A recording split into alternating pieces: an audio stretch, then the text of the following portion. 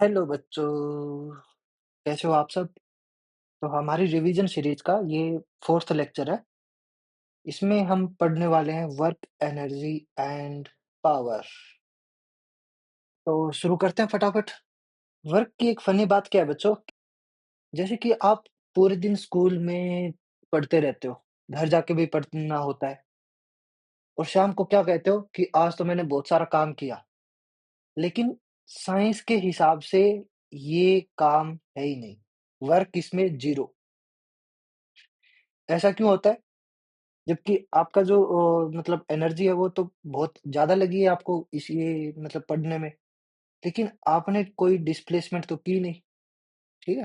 तो उस वजह से आपका वर्क 0 होता है। ऐसे ही मान लो कि ये बंदा है और इस पत्थर को हिलाने की कोशिश कर रहा है, लेकिन पत्थर बहुत हेवी है तो हिलता तो है नहीं, इसमें डिस्प्लेसमेंट क्या रहेगी? 0। जबकि इसने जो फ़ोर्स लगाई है वो बहुत ज़्यादा फ़ोर्स लगाई, ग्रेटर दैन 0, लेकिन फिर भी इसका काम 0 रहेगा, वर्क इसने कुछ किया ही नहीं। वर्क क्या है? 0। तो फिर वर्क होता क्या है? वर्क तब माना जाता है साइंस के हिसाब से जब हम किसी चीज़ पे फ़ोर्स लगाएँ और उस ऑब्जेक्ट में क्या हो? डिस्प्लेसमेंट हो, ठीक है? तब हम बोलेंगे कि यहाँ पे वर्क हुआ है, ठीक है? तो वर्क के लिए क्या ज़रूरी है कि एक तो किसी भी ऑब्जेक्ट पे हम क्या लगाएँ? नेट फ़ोर्स लगाएँ। Force must act on the object. और सेकंड क्या कंडीशन है कि ऑब्जेक्ट जो है मस्ट बी डिस्प्लेस्ड, यानी कि ऑब्जेक्ट का हिलना ज़रूरी है अपनी जगह से। जब वो हिलेगी तो कुछ डिस्प्लेसमेंट आएगी, तब हम बोलेंगे कि वर्क हुआ है। और वर्क कैसे मिलेगा हमें? वर्क का फ़ॉर्मूला होता है फ़ोर्स इंटू डिस्प्लेसमेंट। तो जितनी फ़ोर्स हमने अप्लाई की और ऑब्जेक्ट ने जितना डिस्प्लेसमेंट किया, उन दोनों की मल्टीप्लिकेशन हमें क्या देगी? वर्क, ठीक है? और वर्क जो है वो एक स्केलर क्वांटिटी है, इसमें डायरेक्शन का रोल नहीं होता, वर्क स्केलर होता है, ओके? वर्क की जो यूनिट है बच्चों वो किसने दी थी? James Prescott joule. और ऐसा यूनिट जो होती है वो जूल होती है बच्चों वर्क की। यही सेम यूनिट हमारी एनर्जी की भी होती है। 1 newton metre is equals to 1 joule, ठीक है? न्यूटन मीटर कहाँ से आया? वर्क का फ़ॉर्मूला क्या था? Force into displacement. फ़ोर्स की एसआई यूनिट न्यूटन, डिस्प्लेसमेंट की एसआई यूनिट मीटर। तो यहाँ से न्यूटन मीटर भी एसआई यूनिट होती है बच्चों, और 1 न्यूटन मीटर 1 जूल के बराबर होता है, तो हम जूल भी लिख सकते हैं, ठीक है? तो 1 जूल किसके बराबर होगा? 1 न्यूटन ऑफ फोर्स जब लगे और वो ऑब्जेक्ट में 1 मीटर का डिस्प्लेसमेंट क्रिएट करे, तब हम बोलेंगे कि 1 जूल का वर्क डन हुआ है, ठीक है? अब जो वर्क है बच्चों, वैसे तो वो स्केलर क्वांटिटी है, लेकिन वर्क पॉजिटिव, नेगेटिव हो सकता है। कैसे होगा? हमारा वर्क क्या होता है? Force into displacement. जब हम किसी ऑब्जेक्ट पे फोर्स लगाएँगे, ठीक है? और वो फोर्स उस ऑब्जेक्ट में डिस्प्लेसमेंट क्रिएट करेगी। अगर ये दोनों चीज़ें सेम डायरेक्शन में हो, जैसे कि इस बच्चे ने इस गाड़ी पे फोर्स लगाया, ठीक है? फोर्स लगाया इस डायरेक्शन में और गाड़ी ने डिस्प्लेसमेंट भी की इसी डायरेक्शन में। जब दोनों सेम डायरेक्शन में है, तो उस केस में वर्क क्या रहेगा हमारा? पॉजिटिव, ठीक है? यानी कि फोर्स और डिस्प्लेसमेंट के बीच में एंगल क्या है? 0 डिग्री, दोनों सेम डायरेक्शन में। उस केस में हमारा वर्क डन जो होता है वो पॉजिटिव होता है बच्चों। तो नेगेटिव कब होगा? वर्क डन नेगेटिव तब होगा जब फोर्स और डिस्प्लेसमेंट दोनों एक दूसरे के अपोजिट डायरेक्शन में हो, ठीक है? कि फोर्स हम इस डायरेक्शन में लगा रहे हो और ऑब्जेक्ट में जो डिस्प्लेसमेंट है वो अपोजिट डायरेक्शन में हो रही है, तो दोनों के बीच में एंगल क्या बनेगा? 180 डिग्री का। और ऐसे केस में वर्क डन जो होगा वो नेगेटिव होता है बच्चों। एग्ज़ाम्पल अगर हम लें तो मान लो कि हमने यहाँ से एक बॉल को ऊपर की ओर उछाला, ठीक है? तो बॉल ऊपर जा रही है, तो इस बॉल की जो डिस्प्लेसमेंट है बच्चों वो तो अपवर्ड डायरेक्शन में हो रही है, ठीक है? लेकिन इस बॉल पे फ़ोर्स जो लग रही है, फ़ोर्स कहाँ से लगेगी? जो ग्रेविटेशनल फ़ोर्स है एमजी, वो नीचे की ओर लग रहा है। तो फ़ोर्स तो नीचे लग रही है लेकिन डिस्प्लेसमेंट ऊपर हो रही है, तो दोनों अपोज़िट हो गए एक-दूसरे के। ऐसे केस में इस बॉल ने यहाँ से यहाँ तक ट्रैवलिंग में जो वर्क डन किया बच्चों वो नेगेटिव होगा और हम बोल सकते हैं कि सिस्टम ने एनर्जी लूज़ किया। नेगेटिव वर्क डन में सिस्टम एनर्जी लूज़ करता है, पॉजिटिव वर्क डन में सिस्टम एनर्जी गेन करता है। ओके? इसके अलावा बच्चों वर्क डन 0 भी हो सकता है और वर्क डन 0 कब होगा? जब डिस्प्लेसमेंट 0 हो। जैसे कि वर्क डन हमारा होता है फोर्स इंटू डिस्प्लेसमेंट। ऐसे केस में अगर फोर्स 0 हो, तब भी वर्क डन 0 और अगर डिस्प्लेसमेंट 0 हो, तब भी वर्क डन 0 रहेगा हमारा, ठीक है? या फिर एक और एक कंडीशन भी हो सकती है कि फोर्स और डिस्प्लेसमेंट में अगर 90 डिग्री का एंगल हो दोनों के बीच में, तब उस केस में भी वर्क डन हमारा 0 होता है, ओके? एक्चुअल में जो हम फ़ॉर्मूला पढ़ते हैं बच्चों, F into S cos theta, ये फ़ॉर्मूला होता है वर्क डन का। अब इस केस में अगर थीटा हमारा क्या हो 90 डिग्री, तो कोस 90 क्या होता है 0, तो उस वजह से वर्क डन भी क्या हो जाएगा 0, ठीक है? जैसे कि ये एग्ज़ाम्पल दिया हुआ है, हम एक दीवार पे सॉलिड दीवार है, हेवी, उस पे फ़ोर्स लगा रहे हैं, तो इसमें कोई डिस्प्लेसमेंट क्रिएट ही नहीं होगी दीवार में, दीवार तो अपनी जगह से नहीं हिलेगी। तो उस केस में डिस्प्लेसमेंट 0, तो डिस्प्लेसमेंट 0 तो वर्क डन भी 0, हमने कुछ वर्क किया ही नहीं इस पे, चाहे हमारे बॉडी में पसीना आ जाए, लेकिन हमारा वर्क डन क्या रहेगा 0। दूसरा, ये कोई बंदा है, ये अपने सर पे कुछ ऑब्जेक्ट रख के इधर मूव कर रहा है, ठीक है? तो बंदे ने तो डिस्प्लेसमेंट की है, नो डाउट, ठीक है? डिस्प्लेसमेंट भी हो रही है यहाँ पे और फोर्स भी लग रहा है, कि बंदा जो है इस ऑब्जेक्ट को उठाने में फोर्स भी लगा रहा है। लेकिन अब देखो, फोर्स और डिस्प्लेसमेंट के बीच में एंगल क्या बन रहा है 90 डिग्री का। फोर्स अपवर्ड डायरेक्शन में, डिस्प्लेसमेंट सामने की ओर।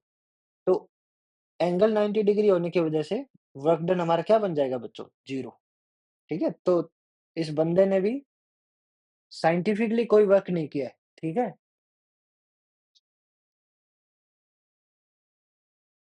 ऐसे ही एनर्जी की बात करें, तो एनर्जी क्या होती है बच्चों? एनर्जी होती है कि हमारी कैपेबिलिटी है किसी वर्क को करने के लिए, हम उसको एनर्जी बोलेंगे, ठीक है? Energy is the capability to do work. अब जैसे कि हमें ये जो कील है, ये ठोकनी है और किसकी हेल्प से ठोकेंगे? हथौड़े की हेल्प से, ओके? तो हथौड़ा क्या करेगा? वर्क परफ़ॉर्म करेगा इसके ऊपर, कील के ऊपर। एक तरीके से हथौड़ा जो है वो अपनी एनर्जी ट्रांसफ़र कर रहा है कील को। तो जो एजेंट है हमारा हथौड़ा, इसकी एनर्जी लूज़ होती जाएगी और रिसिपिएंट जो कील है, उसकी एनर्जी गेन होती जाएगी, ठीक है? हथौड़ा अपनी एनर्जी कील को दे रहा है और कील जिसमें भी हम दीवार में या फिर लकड़ी में कील को ठोक रहे हैं, वो उसके अंदर घुसती जाएगी, ठीक है? एनर्जी की यूनिट भी जूल होती है, ओके? अब एनर्जी 2 टाइप की होती है, जो kinetic energy, potential energy. Kinetic energy क्या होती है? वो एनर्जी जो ऑब्जेक्ट की मोशन की वजह से क्रिएट होती हो, ठीक है? Energy possessed by virtue of motion. जब कोई ऑब्जेक्ट मोशन में होगा, तब जो एनर्जी क्रिएट होगी, उसको हम बोलते हैं काइनेटिक एनर्जी, ठीक है?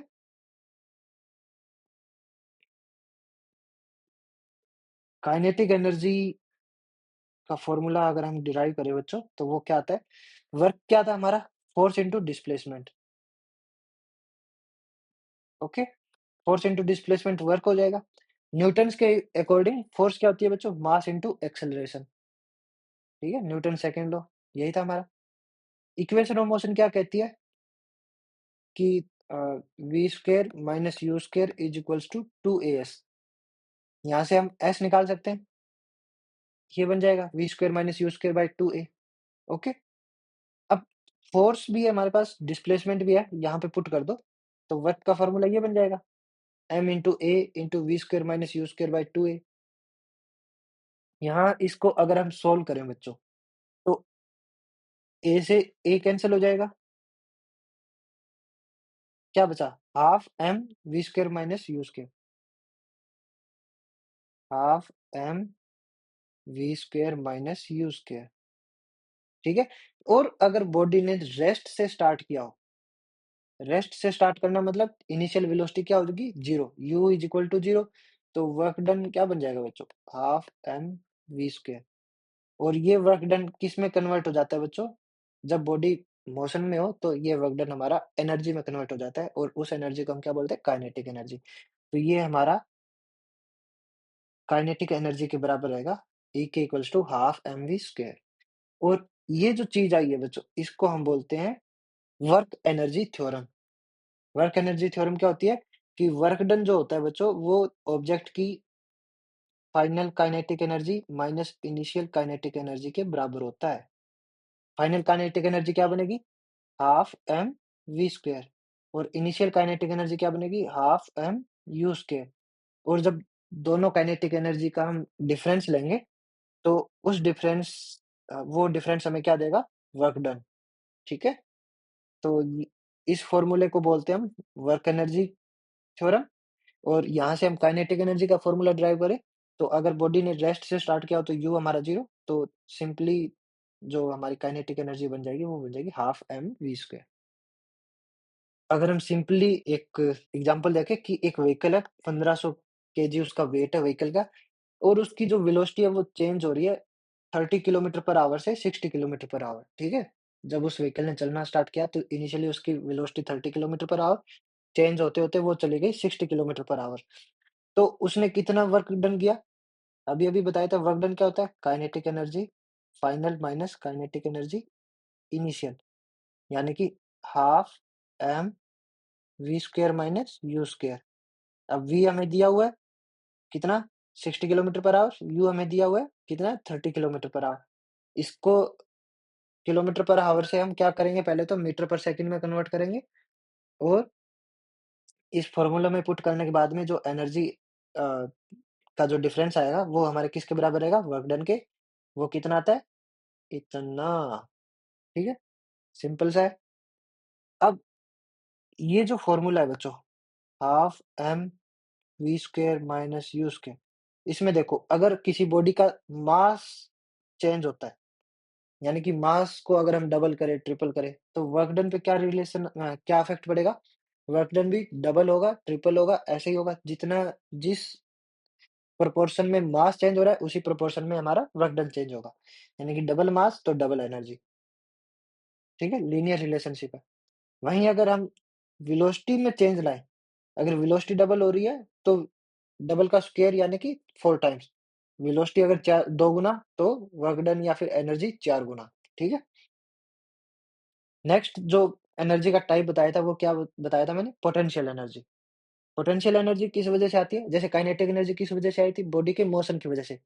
पोटेंशियल एनर्जी किस वजह से आएगी? जो ऑब्जेक्ट है हमारा, उसकी पोज़ीशन या फिर उसकी शेप में चेंज आने की वजह से पोटेंशियल एनर्जी आती है, ठीक है? तो पोटेंशियल एनर्जी क्या है? एनर्जी स्टोर्ड वाया इलास्टिसिटी और पोज़ीशन, ठीक है? जैसे कि ये बंदा, तो जैसे ही ये बो को खींचेगा पीछे की ओर, तो ये स्ट्रेच हो जाएगा ये पार्ट बो का, ठीक है? इसके स्ट्रेच होने से क्या होगा कि इसके अंदर अभी पोटेंशियल एनर्जी स्टोर हो गई है। और जैसे ही ये स्ट्रिंग को छोड़ेगा, वो सारी की सारी पोटेंशियल एनर्जी किसको ट्रांसफर हो जाएगी? एरो को। और एरो शूं करके निकल जाएगा, ठीक है? तो इसमें वर्क डन कैसे हो रहा है? वर्क डन इस ऑब्जेक्ट को डिफ़ॉर्म करने में हो रहा है, ठीक है? इसकी शेप को हम चेंज कर रहे हैं। पहले वो जो था वो आराम से अपनी पोज़ीशन पे था। जैसे ही हमने स्ट्रिंग स्ट्रेच की तो वो में स्ट्रेच आया, यानी कि इलास्टिसिटी जनरेट हुई और उससे इसमें एक पोटेंशियल एनर्जी स्टोर हो गई, ठीक है? और जैसे ही हम इसको रिलीज़ करेंगे, तो ये पोटेंशियल एनर्जी किसमें को ट्रांसफ़र होगी? एरो को। और एरो में ये काइनेटिक एनर्जी की फ़ॉर्म में आगे की ओर रिलीज़ हो जाएगी, ठीक है? और पोज़ीशन से कैसे रिलेटेड है पोटेंशियल एनर्जी? जैसे कि ऑब्जेक्ट अभी हमारा ग्राउंड लेवल पे है, यहाँ से अगर हम इसको h हाइट पे ऊपर ले जाएँ, तो यहाँ पे जो इसकी पोज़ीशन थी, अब h हाइट के रिस्पेक्ट में यहाँ पे इसकी पोटेंशियल एनर्जी कुछ अलग होगी, ठीक है? कैसे निकालेंगे वो? जब हमारा ऑब्जेक्ट हाइट पे होगा तब इस पे कौन-सी फ़ोर्स एक्ट कर रही होगी? ग्रेविटेशनल फ़ोर्स mg, ठीक है? तो फ़ोर्स रिक्वायर्ड जो है बच्चों वो क्या है? mg। और कितना ऊपर लेके गए हम, डिस्प्लेसमेंट कितनी है, h, ठीक है?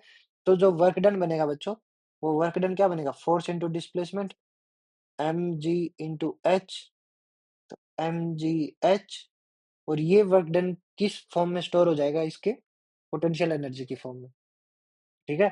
तो जब हम इस ऑब्जेक्ट को ग्राउंड लेवल से हाइट h पे लेके जाते हैं, तो इस टाइम में जो हमने वर्क डन किया, वो स्टोर हो गया ऑब्जेक्ट की पोटेंशियल एनर्जी की फॉर्म में, और पोटेंशियल एनर्जी क्या बन जाएगी, mgh, ठीक है?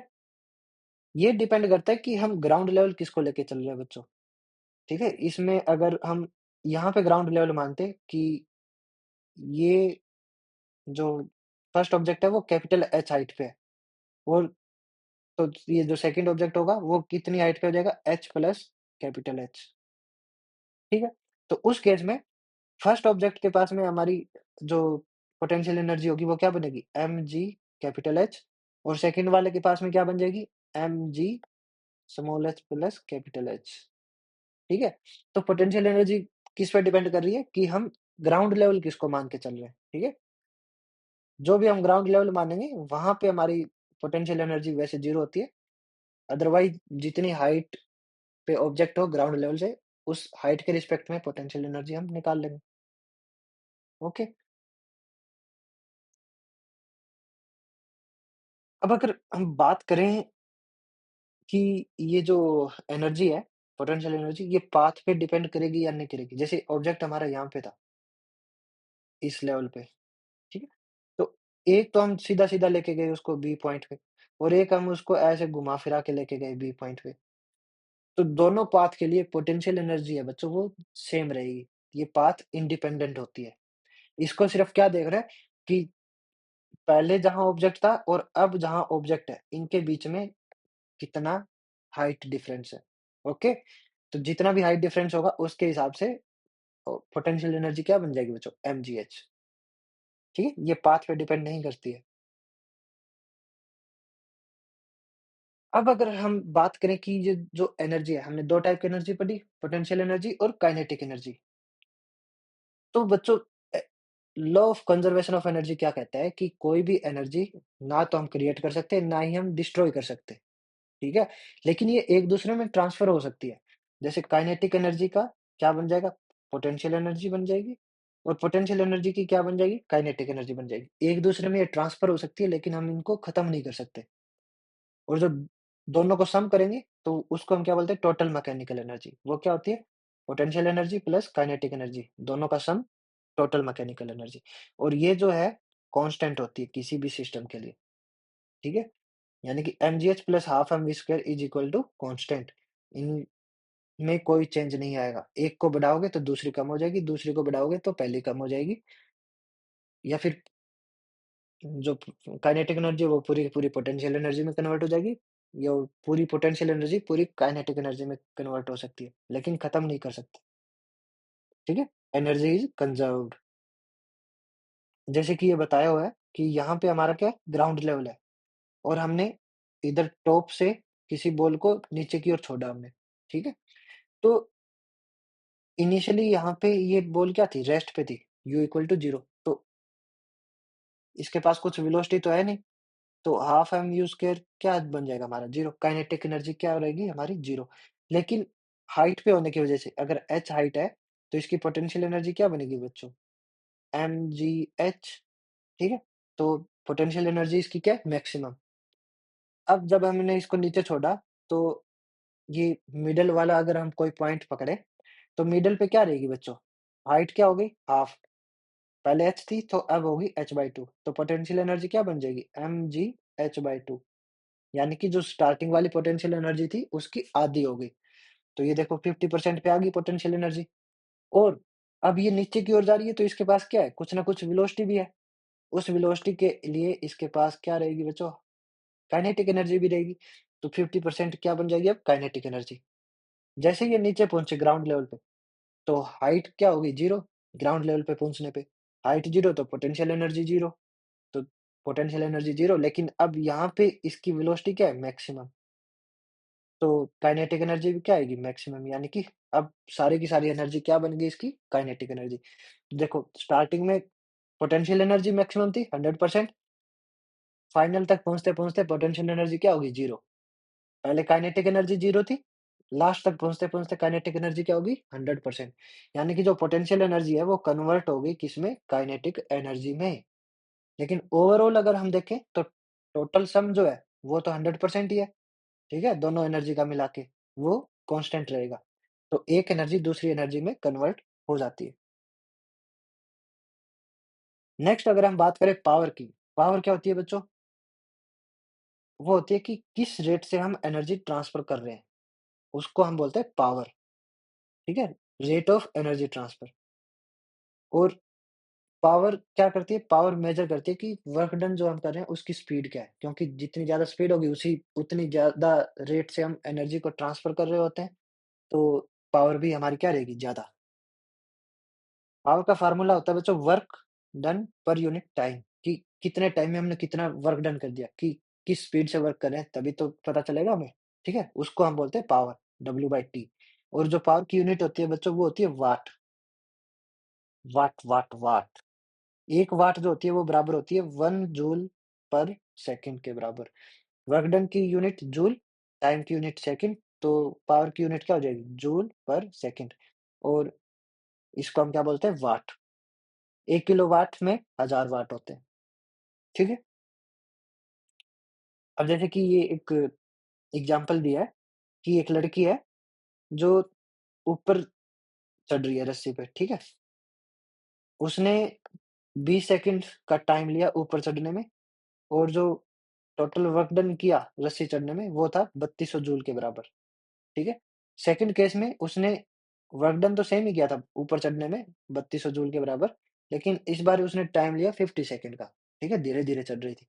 तो अगर पावर देखें, तो फर्स्ट केस में पावर क्या आ जाएगी बच्चों? पावर होती है work done per unit time, तो 3200 डिवाइडेड बाय 20 करेंगे तो 160 वाट पावर आ जाएगी। जबकि सेकंड केस में पावर आएगी 64 वाट, ठीक है? तो पावर क्या बता रही है कि कितनी स्पीड से हमारे हमने वर्क डन किया है। पावर ज़्यादा तो स्पीड भी ज़्यादा, यानी कि ये जल्दी-जल्दी ऊपर चढ़ जाएगी, टाइम इसने कम लिया। सेकंड केस में पावर कम है, तो इसको ऊपर चढ़ने में टाइम ज़्यादा लग रहा है, ठीक है? इसने ज़्यादा टाइम लिया, ओके? तो पावर डायरेक्ट मेजर है किसका? Speed of work done, okay? तो ओवरऑल अगर हम ओवरव्यू लें इस चैप्टर का, तो हमने सबसे पहले क्या पढ़ा? Work done. वर्क डन क्या होता है? Force into displacement. ये वर्क डन हमारा किस में कन्वर्ट हो जाता है? एनर्जी में, ठीक है? तो एनर्जी क्या होती है बच्चों? कैपेसिटी टू डू वर्क, ठीक है? उसको हम बोलते हैं एनर्जी, कि हम हमारे पास कितनी कैपेसिटी है किसी भी वर्क को करने में। जब वर्क करेंगे तो कुछ एनर्जी जनरेट होगी, और एनर्जी कितने टाइप की होती है? काइनेटिक और पोटेंशियल एनर्जी। काइनेटिक एनर्जी किस वजह से आती है? मोशन की वजह से। और पोटेंशियल एनर्जी किसकी वजह से आती है? पोज़ीशन की वजह से, ठीक है? ग्राउंड लेवल से कितना ऊपर ऑब्जेक्ट है हमारा, ओके?